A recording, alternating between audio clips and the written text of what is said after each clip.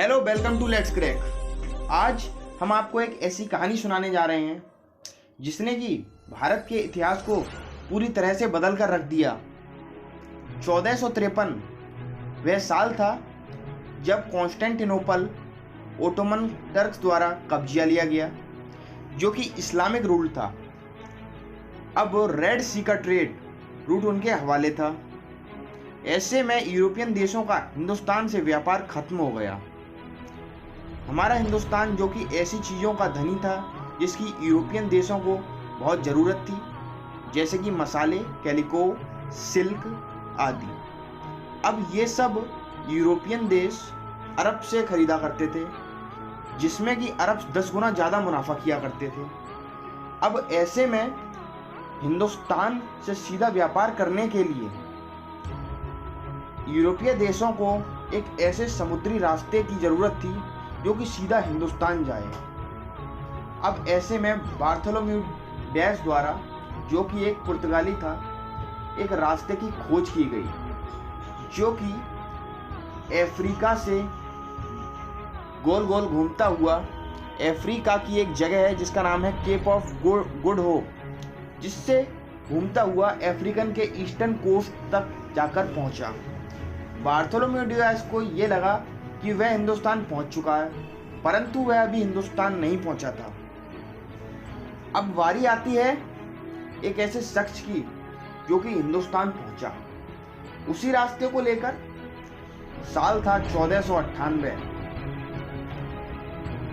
जब Vasco da gamma पहली बार हिंदुस्तान पहुंचे। वास्को डी गामा 11 महीने का सफर तय करके Cape of Good Hope Africa से होकर सीधा हिंदुस्तान पहुंचे। कहा जाता है कि वास्को डी गामा का इंडिया आने से इंडिया का इतिहास पूरी तरह से बदल गया। वास्को डी गामा के बाद सन 1500 में पेड्रो एल्वारेज कैबरल आया, जिसने पहली फैक्ट्री बनाई। पेड्रो ने पहली फैक्ट्री कैलिकट में बनाई। अब पोर्तुगीज को सीधा व्यापार करना है तो बाकी के व्यापारियों को लड़ झगड़ के कूटनीति से हटाना पड़ेगा। इसके लिए पुर्तगाल के राजा ने समय समय पर हिंदुस्तान में कई गवर्नर अपॉइंट किए, जिसमें कि पहला गवर्नर था फ्रांसिस्को डे अल्मेडा, दूसरा गवर्नर था फ्रांसिस्को डे एल्बर्क्यू और तीसरा गवर्नर था मीनो डा कुन्हा। इन तीनों गवर्नर ने अपने अपने समय पर अपने अपने तरीके से पुर्तगीज शासन को पूरी तरह से सशक्त किया, पुर्तगीज ताकत को पूरी तरह से भारत में फैलाया। इन लोगों ने हिंदुस्तान में गोवा से लेकर हुगली तक समुद्री तटों के पास फैक्ट्रियां सेट कर ली थी, जो फैक्ट्री कम किले ज़्यादा लगते थे। यह सब 1498 से लेकर 1600 तक में पूरा हो गया था।